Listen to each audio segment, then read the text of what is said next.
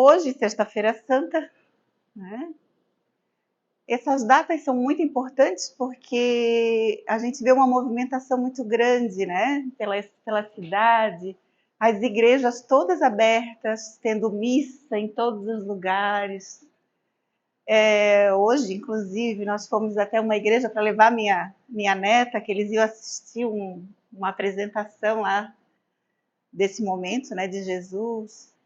E deixamos ela lá, e incrível como isso influencia nas pessoas. Eu disse assim, eu acho que parecia Natal, porque a gente vinha caminhando e as pessoas diziam, bom dia, tudo bem? Então, quanto é importante a prece, a oração, essa nossa ligação com Jesus. E realmente, eu não gosto de lembrar de Jesus, eu não quis assistir justamente por isso, porque eu acho que é um momento que eu não quero reviver na minha mente. Eu gosto de imaginar ele íntegro, assim, todo bonitão. Meu sonho, sempre digo, eu fecho os olhos e me imagino assim, é eu poder caminhar na praia com ele, para eu poder molhar os meus pés na areia junto com ele, porque em várias citações os espíritos relatam que ele tinha esse hábito, e é um hábito que eu gosto muito. Mas então, para a gente falar de Jesus, a gente tem que lembrar qual a grande lição que ele nos trouxe, né? Ele trouxe a grande lição do amor ao próximo, do amor a nós mesmos, o amor a Deus, todo esse sentimento que move todas as outras coisas. E a gente não pode esquecer de uma coisa muito importante, que é um exercício que é necessário para cada um de nós. E tem uma parte do Evangelho, no capítulo 11, amar ao próximo como a si mesmo, que se chama Caridade para os Criminosos. E aí, às vezes, a gente pega um título e pensa assim, né?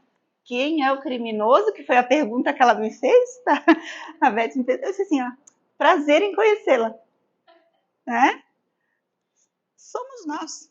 Então, uma coisa muito linda que eu escutei essa semana e que eu acho super importante, eu achei assim incrível essa percepção, porque às vezes a gente sabe das coisas, mas um detalhe faz toda a diferença.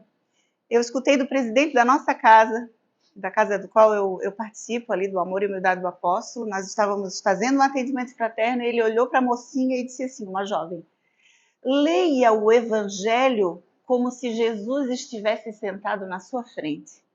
Ele está falando para você. Né? Então, nós vamos ler essa passagem do Evangelho como se Jesus estivesse sentado na nossa frente, falando para cada um de nós. Quem escreve essa parte do Evangelho é Elizabeth de França. Ela era irmã de Luís XVI, nasceu em 1754. Ele foi deposto na Revolução de 1789 e condenado à guilhotina, né, à morte. E ela acabou tendo o mesmo fim que ele. Então, alguns dizem que ela foi a serva de Deus guilhotinada por ódio à fé, juntamente com outros 24 prisioneiros, em 10 de maio de 1794. Ela morreu jovem, tá? E aí a gente vê o quanto aqueles que acreditam na mensagem de Jesus são perseguidos. Porque ela foi uma criança. Vamos primeiro falar dela, para depois falar sobre a mensagem dela, para a gente saber quem é. Porque é importante que a gente saiba quem são esses personagens que trouxeram essas mensagens importantes para a gente. Então, ela, enquanto criança, era uma criança bem rebelde que dava o que fazer. Os pais morreram cedo e a irmã tentava, né, apaziguar esse lado dela, que era rebelde mesmo. Ela não queria aprender a ler, ela dizia assim, para que eu tenho servos que podem ler para mim, eu não preciso ler. Mas aí ela ficou doente, ela foi sendo cuidada pela irmã e ela foi acalmando aquele impulso que ela tinha. E sei que quando ela cresce, para a gente encurtar um pouco, a irmã casa, vai viver longe, ela começa ela se encontra dentro da religião. e ela se torna uma religiosa, assim, fiel. Ela ia à missa todos os dias, ela assistia as coisas, ela tentava se instruir, e aquilo foi trazendo para ela, não que ela já não fosse, porque quando a gente reencarna, a gente traz ainda traços que precisam ser lapidados. Mas ela, muito provável, já tinha isso dentro dela desenvolvido, né? E aí uma nova oportunidade, ela acertou. Porque com todo aquele carinho que ela recebeu, ela conseguiu encontrar aquele caminho que ela deveria percorrer. Ela se tornou uma mulher extremamente bondosa, e não foram feitos assim extraordinários, para a gente ter ideia do quanto às vezes a gente não precisa fazer nem nada de extraordinário para que a nossa vida se modifique, porque a gente fica sempre esperando que tem que ser uma coisa grande, tem que ser... Não, ela era boa para as pessoas que começaram a trabalhar com ela, para as que acompanhavam, às vezes ajudando, bordando, muito provável, ela doava as coisas, ela teve ideias construtivas em relação à igreja. Então, quando ela vai ser guilhotinada, porque ela deixou de casar para seguir essa vida assim, e o irmão respeitou. Toda essa sociedade que era contra a fé, porque a fé nos coloca na linha. Ela diz assim, os teus excessos estão errados. A gente tem que mudar de atitude. E é aí onde as pessoas não querem aceitar. Então, se eu quero continuar vivendo, principalmente nesse período, né, que o palácio em que o irmão dela vivia é um palácio maravilhoso até hoje. Tem uma sala de espelhos linda, né? Eu não vou dizer a pronúncia certa porque a minha sobrinha fala francês, mas é o que todo mundo conhece por Versalhes.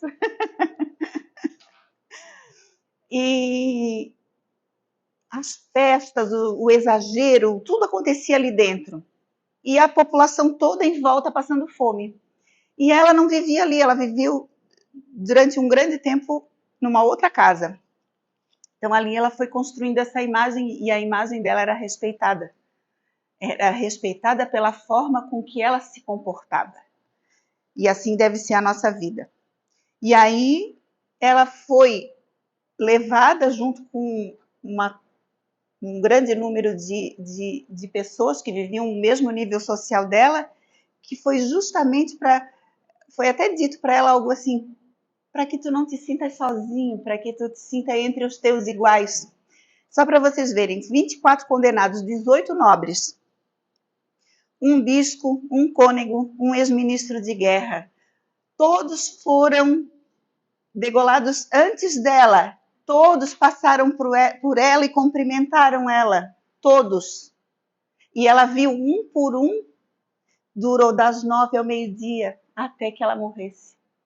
Quando ela sobe, ela não quer ajuda de ninguém, ela sobe, só que quando ela vai se debruçar para que ela vai colocar a cabeça dela, o manto dela escorrega, cai, e ela fica com os ombros de fora e ela pede, por favor, me cubra.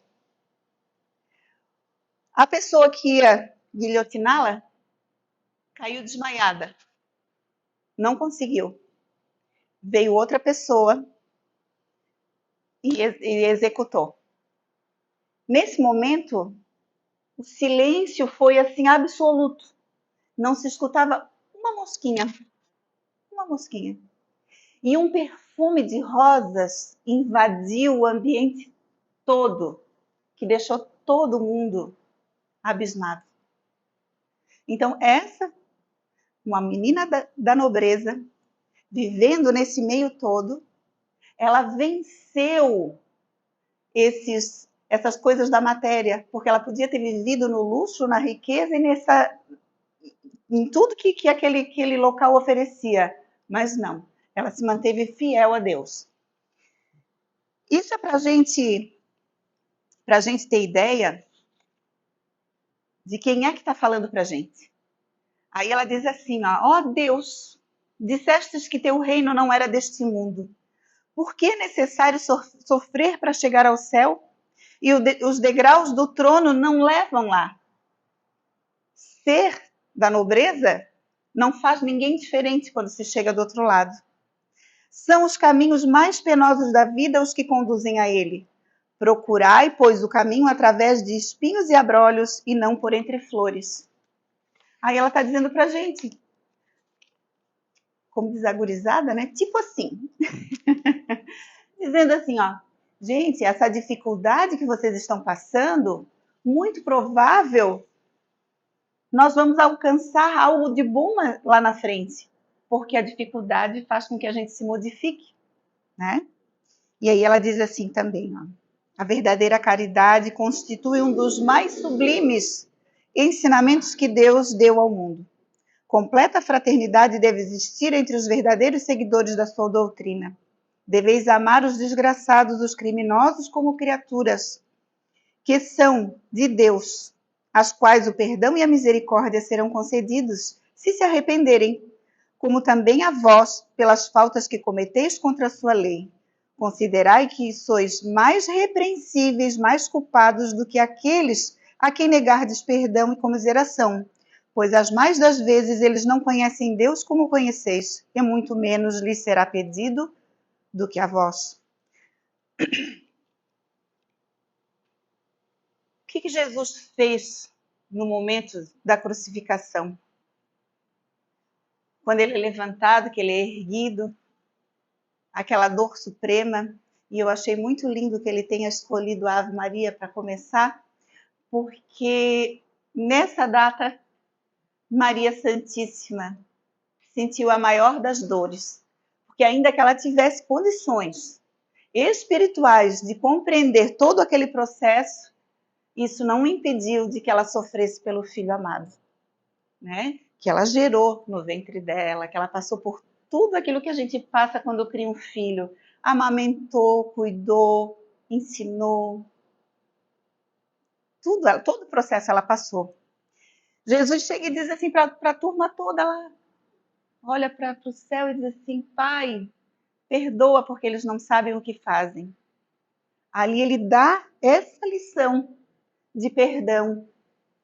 Por quê? Porque cada um daqueles que estavam gritando, fazendo a maior algazarra, porque eles se divertiam com esse tipo de evento, ele conseguia ver em cada um, num futuro próximo, criaturas que estariam trabalhando no bem. Porque todo mal é transitório. E querendo ou não, todos, sem exceção, todos são nossos irmãos. E sendo nossos irmãos, merecem a nossa consideração. Se a gente vem aqui para a Casa Espírita e a gente compreende todas essas lições e a gente chega em casa e não faz aquilo que está aqui, mais nos será cobrado. Porque aí quando a gente chegar lá do outro lado vai ser dito assim, ó, o que tu fizesse indo lá para o Centro Espírita ficar escutando numa sexta-feira santa, que era feriado, que podia estar passeando, né? Escutando aquilo tudo lá. E não levasse para casa esse conhecimento. Então a gente precisa levar. E quando eu digo isso, eu estou dizendo para mim, primeiramente. Porque olha, a responsabilidade de quem vem aqui na frente falar é grande. Eu estou vendo o livrinho que eu vou ter de as dívidas no caderninho. Eu só quero ver qual é a dívida que eu vou levar, porque eu venho aqui para falar sobre essas coisas. E nem tudo eu ainda consigo fazer como está aqui. Mas é um processo de crescimento, né? É um processo de evolução. E aí entra aquela parte que a gente escuta do Evangelho, que a gente, no meio espírita, a gente escuta que é o BIP do Espiritismo, né?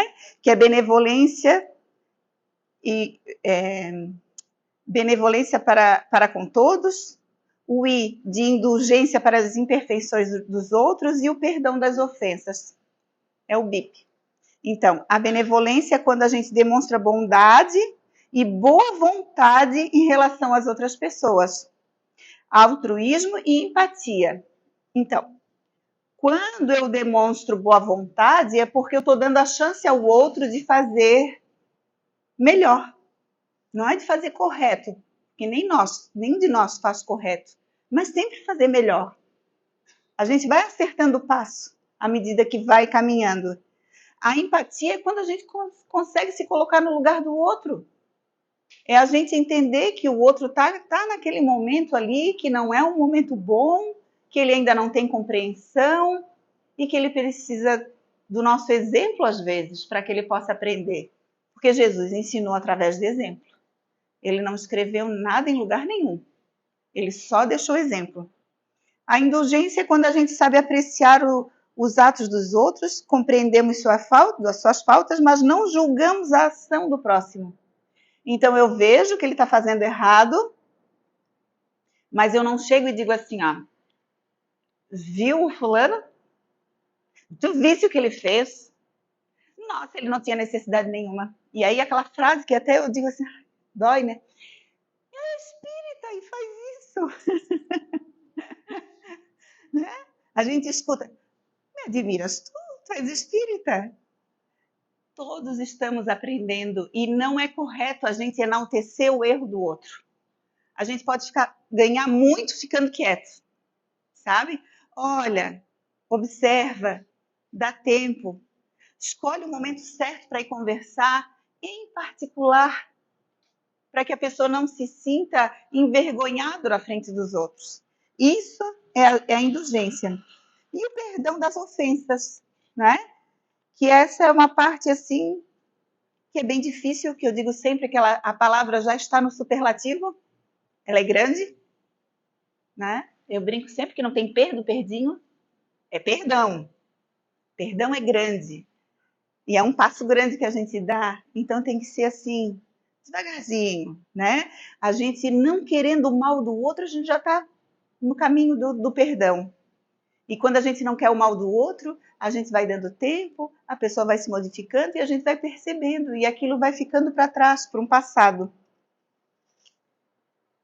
Quando livramos o outro da culpa, da dívida ou obrigação, a gente se livra de um peso que a gente carregava. E ela continua. Não julgueis absolutamente, meus caros amigos, porquanto o juízo que proferirdes ainda mais severamente vos será aplicado e precisais de indulgência para os pecados em que sem cessar incorreis. São aqueles erros nossos que a gente está sempre fazendo, a gente também precisa de misericórdia, de indulgência, de amor, de perdão. Ignorais que há muitas ações que são crimes aos olhos de Deus de pureza e que o mundo nem sequer como faltas leves considera? Essa frase, eu sempre me pergunto, o que será que a gente faz que a gente ainda desconhece? Se tem algo que a gente faz e a gente desconhece, nós estamos nesse patamar de ignorância, no sentido de ignorar, de não saber. Se a gente está fazendo errado porque a gente não sabe, nós também necessitamos de perdão, de indulgência, porque aquele que está mais avançado vai olhar e vai dizer, vai pensar, né? Está fazendo errado. Mas não sabe o que está fazendo. Não foi isso que Jesus falou? Perdoa, Pai, porque eles não sabem o que fazem. Então é necessário que a gente dê esse tempo para que as criaturas tomem consciência. O orgulho, a vaidade fazem às vezes com que a gente passe por cima das coisas e das pessoas. Então são pontos que a gente também tem que cuidar dentro da gente. E ela vai adiante. Eu coloquei os trechos dela porque não tem nem como a gente substituir, a gente tem que ler realmente, porque é um trecho pequeno do Evangelho, mas é um trecho muito importante. A verdadeira caridade não consiste apenas na esmola que dais, nem mesmo nas palavras de consolação que lhes aditeis. Não, não é apenas isso que Deus exige de vós. A caridade sublime que Jesus ensinou também consiste na benevolência de que useis sempre e em todas as coisas para o vosso próximo. Podeis ainda exercitar essa virtude sublime em relação a seres para os quais nenhuma utilidade terão vossas esmolas, mas que algumas palavras de consolo e de encorajamento, de amor, conduzirão ao Senhor Supremo. Aí a gente fala em caridade, a gente logo pensa em dar uma cesta básica, uma roupa, um cobertor, e a caridade não se consiste nisso, porque daí como é que a gente ia fazer uma caridade para alguém que tem isso tudo? Por isso que é que fala, e aí usa bem a palavra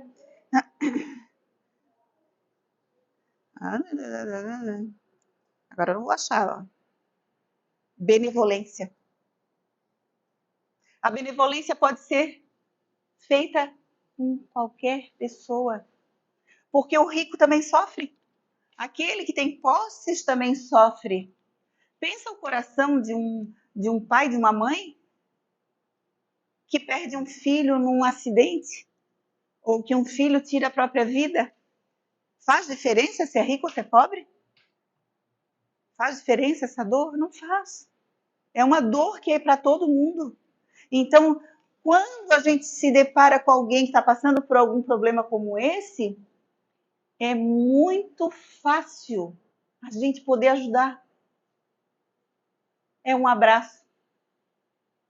Chico uma vez recebeu uma mãe que tinha perdido um filho, se sentou na frente dele, chorou, abraçou o Chico, e o Chico começou a chorar junto com ela, choraram, quando acabou aquele chororô todo. Aí ela respirou, porque quando a gente chora bastante, depois dá um cansaçozinho, né? Porque a gente despende uma energia muito grande, e aí ela olhou e disse assim, nunca na minha vida eu fui tão consolada. E ele não disse uma palavra, uma sequer. Então não tem necessidade, às vezes, nem da palavra. Mas às vezes a gente olha a pessoa triste, a gente passa, aí a gente julga, a gente acha que não precisa, sendo que a gente pode botar a mão no ombro e dizer assim, como tu estás? Eu estou te sentindo com um olhar meio triste. Isso às vezes levanta uma pessoa daquela situação que ela está, que a gente não está vendo, mas ela está como se ela tivesse jogada no chão. Faz diferença, sim.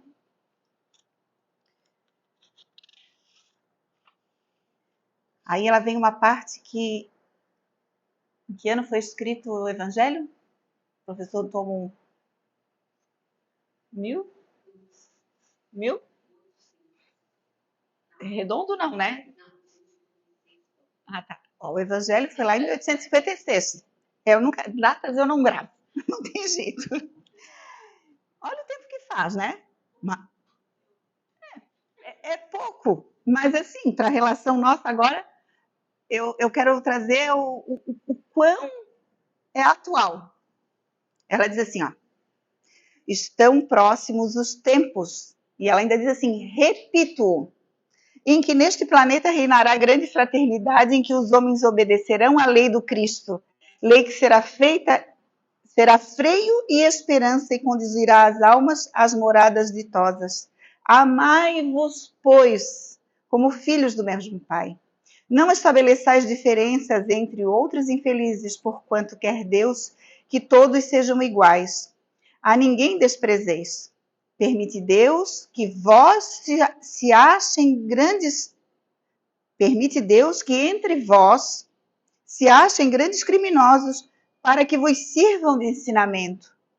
Em breve, quando os homens se encontrarem submetidos às verdadeiras leis de Deus, já não haverá necessidade desses ensinos. Todos os espíritos impuros e revoltados serão relegados para mundos inferiores de acordo com as suas inclinações. E por que esses que estão em estado extremo de maldade estão vivendo entre nós? Que a gente às vezes vai ver um noticiário, que quem está esperto não vê mais noticiário para não se envolver. Mas a gente vira, mexe, a gente se depara com alguma notícia, a gente fica sabendo de alguma coisa, porque a gente também não precisa estar alheio a tudo no mundo, né? A gente precisa saber como é que as coisas estão ocorrendo. E a gente diz assim, como que essa criatura... Por que essa criatura está vivendo todo mundo aqui em paz? Justamente ele para aprender a conviver com o bom, com o bem, com o amor, com a justiça, para que essas ideias comecem a minar a sua mente, para que daqui a pouco ele saiba lidar com isso. Tá, mas eu não tenho nada a ver com isso. Ele está lá daquele jeito que ele quer. Não. Olha o pensamento que eu estou tendo. Eu tenho tudo a ver com isso. Porque enquanto um irmão meu estiver para trás, eu preciso sempre olhar para trás para ver onde é que ele está. Para servir de exemplo, porque ele vai aprender com quem? E se eu abandonar, Ele vai ser cuidado por quem? E se, nesse caminhar da vida, um filho nosso estiver longe da nossa casa, na mesma situação, precisando, eu vou querer que alguém olhe por ele, ainda que ele seja o maior criminoso? Ah, mas aí é o meu filho. Aí eu tenho que trabalhar o meu egoísmo, eu tenho que trabalhar muito mais o meu amor, trabalhar esse amor que Jesus ensinou para todos nós. Porque ele não veio aqui, não escolheu ninguém para dizer assim, ó, esse aqui é bonzinho, esse aqui vai andar comigo, esse aqui está fazendo coisa, vai para lá, esse fica longe. Ao contrário, ele foi mal visto, porque eles disseram assim para ele, escuta, tu estás aqui, estás andando só no meio de gente que comete crime, que anda de má vida. Aí ele olha e diz assim, eu vim pelos doentes, eu não vim pelos sãos. E qual é o nosso... eu não tenho nada a ver com isso. Temos a ver sim, porque se eu modifico o meu sentimento, eu estou movimentando a energia da Terra para que venha esse tempo aqui do qual ela fala. Eu estou fazendo a minha parte. Eu não preciso sair de casa e abraçar todo mundo e os bandidos todos da rua por aí, não é? Não é assim. Mas a gente modifica a energia da Terra quando a gente não gera, porque somos geradores de energia, somos dínamos. Então ela está ali, está funcionando, está gerando energia. Quando eu penso mal do outro, eu lanço a energia ruim. Mas se eu olho com compaixão e digo assim, ele hoje está assim, mas amanhã ele vai estar melhor. Porque vai, a gente querendo ou não. Porque o mundo nos empurra. A energia de Deus, ela nos empurra sempre para a melhora. Deveis àqueles de quem falo o socorro das vossas preces. Se eu não posso fazer nada, eu posso orar. Ela está dando o caminho. É a verdadeira caridade. Não vos cabe dizer de um criminoso, é um miserável, deve se expurgar da sua presença na terra. Muito branda é para um ser que tal espécie a morte lhe afligem. Não, não é assim que vos compete falar. Observai o vosso modelo Jesus, que é isso que a gente está falando aqui agora. Que diria ele se visse junto de si um desses desgraçados? Lamentá-lo-ia, considerá-lo-ia um doente, bem digno de piedade, estender-lhe-ia a mão. Em realidade, não podeis fazer o mesmo, mas pelo menos podeis orar por ele, assistindo-lhe o espírito durante o tempo que ainda haja de passar na terra. Pode ele ser tocado de arrependimento se orardes com fé. É tanto o vosso próximo como o melhor dos homens. Sua alma transviada e revoltada foi criada como a vossa, para se aperfeiçoar. Ajudai-o, pois, a sair do lameiro e orai por ele. É assim que a gente faz nos trabalhos mediúnicos. A gente está lá, a gente se reúne numa mesa. Esses espíritos que estão em lugares trevosos, em sofrimento grande, são trazidos para a gente. E o que a gente faz ali? O exercício. O que a mediunidade tem a ver com isso? Para trabalhar a gente. É para salvar os irmãos? A gente salva, né? A gente ajuda, auxilia, dá uma mão. Mas a ferramenta maior da mediunidade é a oportunidade de exercermos isso que ela falou. De a gente poder ajudar. Foi um criminoso? A gente não pergunta. A gente tem que fazer como faz no mediúnico. A gente não pergunta para o espírito. Tu matasse? Tu roubasse? Se tu fizesse isso, fizesse aquilo? Não, eles chegam chorando, às vezes contando, às vezes dizendo da dor que sentem. E a gente só acolhe. E depois a gente vai embora. E vai embora com o coração pleno de que fez alguma coisa de bom para o outro. Mas assim a gente tem que fazer o tempo todo. Quando a gente olha as pessoas, ore por elas. E a nossa vida se torna mais leve. São Paulo, né? O nosso querido Paulo, a pedra da construção do cristianismo, que assim Jesus chamou ele. né? Era Simão Pedro, e hoje a gente conhece ele por São Paulo. Todos os deveres do homem se encontram resumidos na máxima: fora da caridade não há salvação. Então precisamos, sim, fazermos essa caridade, que é simples, a da oração, a de desviar o nosso pensamento negativo. Não vou pensar assim, eu não sei da vida dele, eu não sei do passado, não sei por que ele fez isso ou por que ela fez. E assim a gente melhora, deixa a vida da gente mais leve. E para a gente encerrar,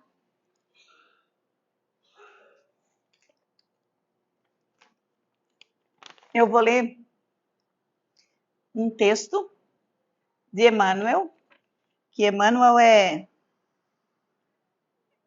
sempre uma mensagem certeira, né? E ele diz assim para a gente: não paralises o impulso do amor fraterno diante dos companheiros que te parecem errados. Aquele que hoje carrega na praça o nome de malfeitor pode ser amanhã o apoio a que te arrimes. Reprovastes o motorista que se envolveu em grave desastre e, ao vê-lo em posição difícil na estrada, propões-te de início lançá-lo à própria sorte, seguindo indiferente. Entretanto, vence a repulsão e assegura-lhe o socorro preciso. Ainda que a pessoa esteja fazendo errado, ainda que ela tenha provocado o acidente, se ela necessita de socorro, a gente precisa socorrer. É possível, seja ele, mais além o amigo certo que te livrará dos males maiores. Porque às vezes com aquela nossa atitude de ir ali ajudar, a gente desperte dentro dessa criatura o sentimento de amor e a necessidade de ser bom. Porque é assim que a gente ensina. Viste com desprazer o homem público que se tornou repentinamente odiado à face dos erros clamorosos que se viu na conjuntura de cometer ou endossar, na esfera administrativa e no momento justo de considerar-lhe as obras deficitárias, inclina-te à censura. Cala, porém, a crítica destrutiva e pronuncia o verbo que lhe sirva de reconforto. Quando a gente vê as coisas na terra, com os dirigentes dos países, com os dirigentes da nossa cidade, da nossa nação, fazendo coisas erradas, a gente está vivenciando a guerra, né? Que está lá, a gente não afeta diretamente a gente porque a gente não está vendo todo dia, mas os nossos irmãos estão lá se matando. Enquanto a gente pensar assim, ó, aquele lado, eles têm que acabar com o outro lado, porque não é possível que eles continuem nisso. Não tem lado. Para Deus não tem partido. Falou em partido, é partir no meio. A gente precisa ter amor pelos dois lados, por aquele que erra mais, pelo que erra menos, pelo que está certo, pelo que está errado, para que a gente gere energias positivas que cheguem até eles e que isso cesse. Porque nós estamos aqui, estamos numa boa, de bem com a vida. A gente tem essa graça de viver num país que não vive essa situação. Por que a gente não dedica um pouquinho do nosso tempo com uma prece para ajudar essas criaturas? Cala, porém, a crítica destrutiva e pronuncia o verbo que lhe sirva de reconforto. Provavelmente, muito breve, será ele o interventor providencial na solução dos teus problemas. Porque, às vezes, esses que estão no poder, eles têm uma inteligência muito grande. Daqui a pouco ele pode se modificar e começar a fazer o bem para a humanidade, que é o caminho, né? Quem faz o mal para a humanidade, depois tem que voltar para fazer o bem. Conheces o rapaz transviado, autor de faltas confessas, que pela carência da educação e com que foi rudemente prejudicado através do tempo e ao surpreendê-lo embriagado na rua, dispõe-te instintivamente a passar de largo. Contudo, deixa que a bondade te inspire o coração e dá-lhe simpatia. Pode acontecer em futuro próximo, seja ele a pessoa indicada a salvar-te em amargos perigos. Citaste com desprezo a jovem menos feliz que se arrojou a costumes indesejáveis por falta de assistência no lar, em que se desenvolveu ao sabor dos próprios caprichos e, encontrando-a enredada nas teias da delinquência, tendes a incriminá-la com palavras condenatórias? No entanto, reflete a compaixão e ampara-lhe o reajuste. Talvez amanhã seja ela no quadro de teus familiares mais queridos por injunções de casamento. Às vezes aquela menina que a gente criticou, ou o menino porque estava fazendo coisa errada na juventude, mais tarde venha se casar com um familiar, e aí seja uma pessoa boa para aquela família. O que Jesus fez com Maria Madalena? Acolheu, porque era falta de compreensão que ela tinha. E ela seguiu a Jesus fielmente a partir do momento que ela compreendeu que amor era esse que ela buscava. Para isso, não te sintas superior. Lembra-te, acima de tudo, de que pelas imperfeições que ainda trazemos, todos somos delinquentes potenciais e que, se não vigiamos em oração e serviço junto das tentações que nos visitam as fraquezas, ainda hoje, o lugar dos irmãos caídos pode ser igualmente o nosso. Então, para que a gente não se encontre nessa posição de necessitados, que a gente possa se colocar nessa posição de quem ajuda. Porque quando a gente ajuda, a gente esquece da nossa dor, esquece do nosso problema. De que a gente pega as nossas dorzinhas, a gente bota no bolso, aí a gente vai, a gente faz uma coisa, faz outra, ajuda aqui, ajuda ali. Quando a gente volta para casa, a gente tem a leve impressão de que o bolso esvaziou sozinho, né? Porque Deus está sempre olhando por cada atitude nossa. Que essa sexta-feira santa possa ser santa para cada um de nós, para que a gente possa se lembrar de Jesus, essa figura viva, né? Esse Jesus lindo, que um dia a gente há de se desenvolver aqui na Terra e chegar lá do outro lado e ser recebido por Ele. Não mais crucificado, mas de braços abertos esperando a gente. E esse dia vai chegar. Muito obrigada pela atenção de todos. Que tenham um domingo de Páscoa abençoado em família e que Jesus nos abençoe sempre. Obrigada.